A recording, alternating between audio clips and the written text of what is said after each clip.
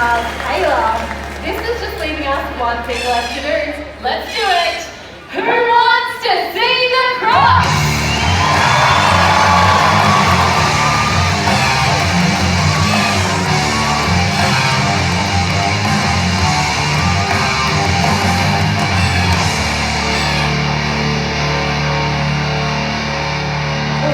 You are in for a treat today. Your crocodile in Bali. Now 260 million years ago, there were no birds, there were no mammals, there were dinosaurs. And you're about to meet one of these living fossils, a link to the creatures of the past. And leading the team today, we have Toby. Please make them feel welcome. It is the Australia Zoo Croc Team. Thanks, Mel. Okay, how's everybody going today? Is everyone having a good day?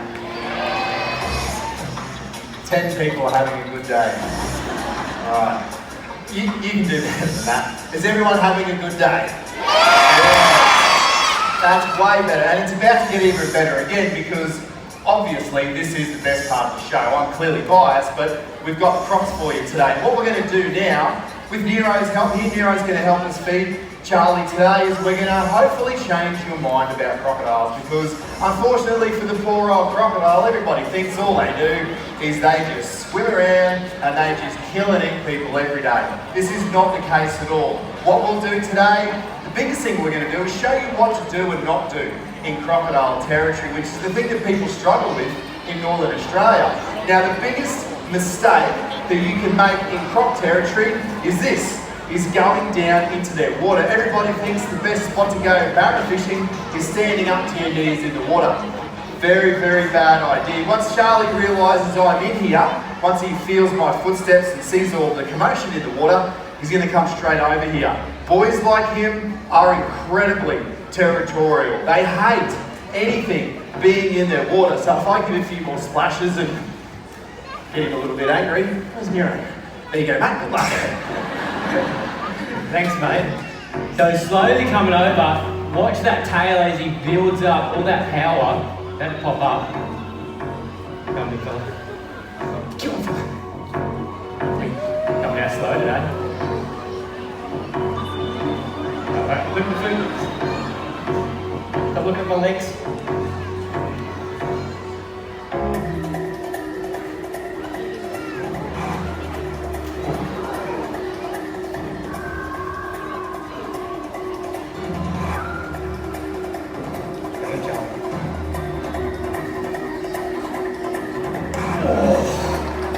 How is that?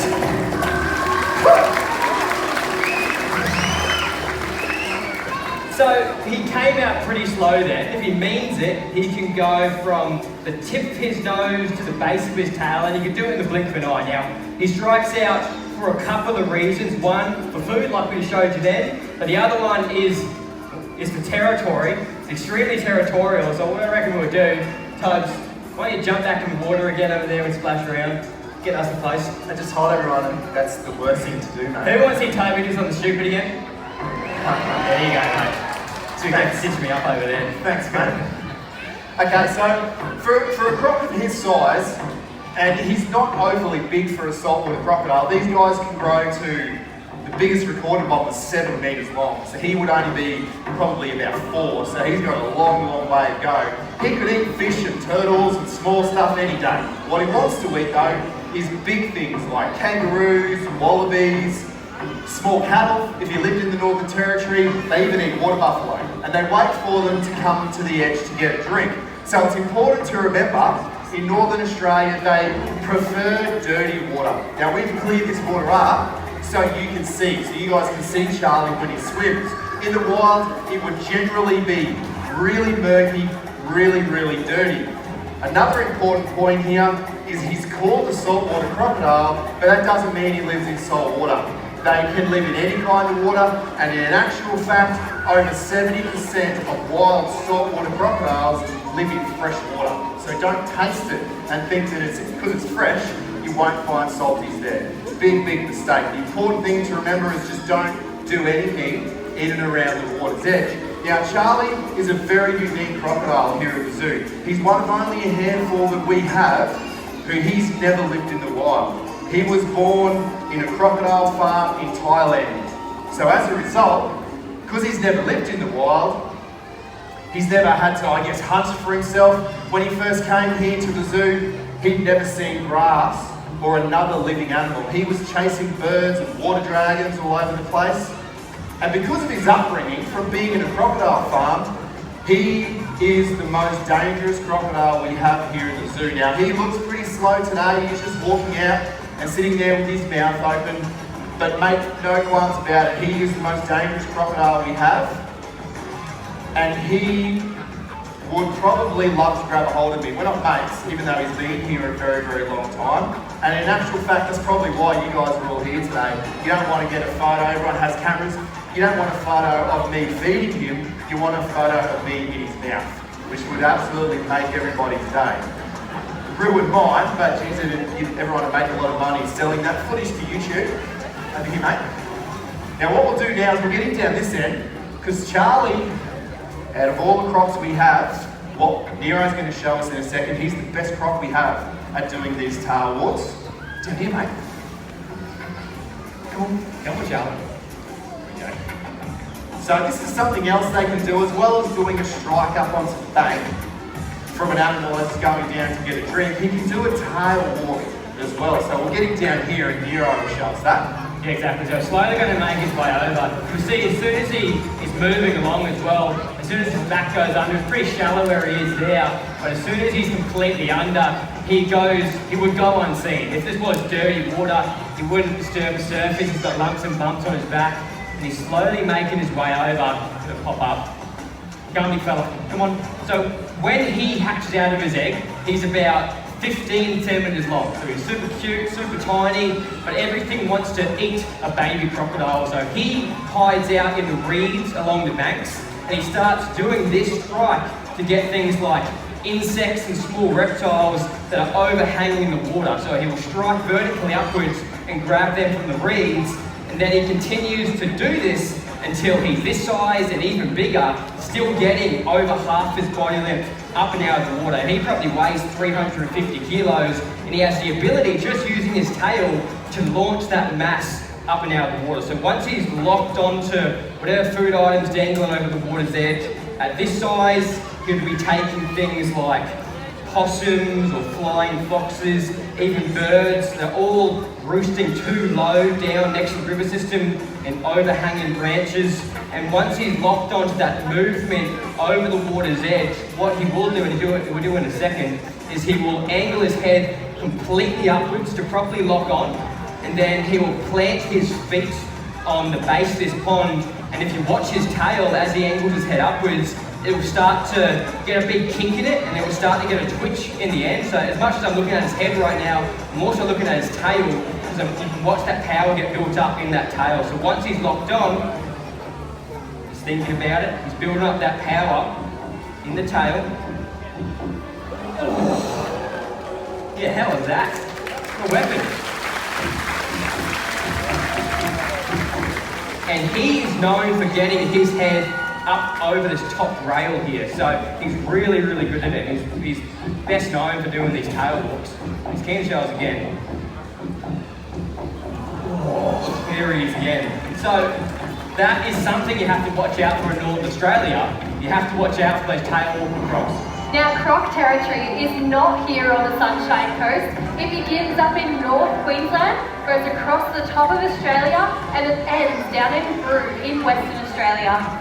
Right, so what I want to do now is just try and get him down one more time. You've already seen it, but I want to try and show you one of the biggest myths that we hear almost every day about crocs, and that's that people honestly believe that they can run real fast to land, and people think to avoid it, you've got to run in zigzags or circles, but that's almost as quick as I've ever seen him run. And, oh boy. And I can walk backwards and stay out of his way, no worries at all. When you look at the way he's designed, you can tell straight away why they can't do it. And he's even that slow that on land, I can sit here, I can sit there in front of him, and as long as I don't stay there too long, all he's trying to do there is get back to the water. Look at him as he moves here. He's only got those little legs.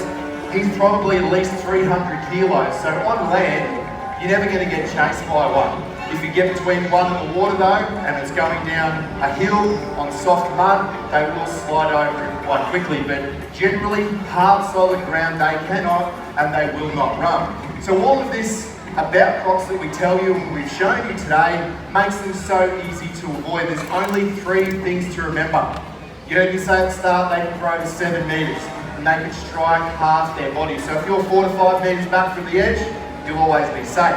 Like Nero showed us, don't overhang the water. Don't fish from tree branches that are overhanging the water. People have been pulled out of trees by crocodiles in the past. Don't swim is the last one. And you'd think this would be common sense, but this is how most people are killed by crocodiles, from swimming in the water. And surprisingly, it's nearly always locals who go, I've lived here all my life, it's never going to happen to me. And then they're in the wrong place at the wrong time and they become a statistic, which is what we're all about trying to stop.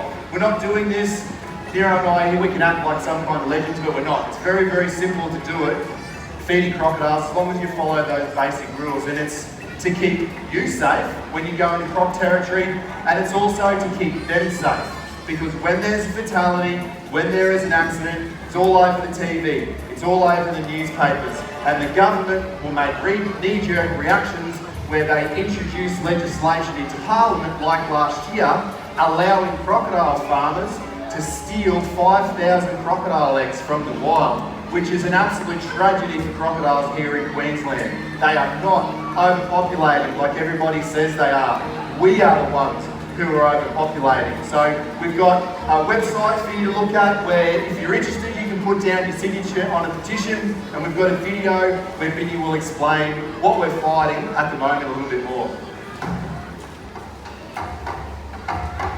Australia Zoo and its partners have conducted the longest and most comprehensive study on crocs. The harvesting of crocodile eggs is a catastrophe for crocs. Queensland's saltwater crocodiles are vulnerable in the wild. Our research indicates that crocs still need our protection. The removal of protection laws for crocodiles will destroy future generations. Join with us to protect crocs and all our native wildlife.